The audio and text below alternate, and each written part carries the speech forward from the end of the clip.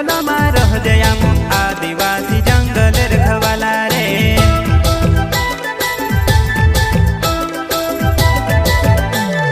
चल जंगल जमीन काजे पूजे रे आदिवासी दुनिया ने रखवाला रे। बाप देव खतरी काज पूजे रे आदिवासी सबसे निराला रे।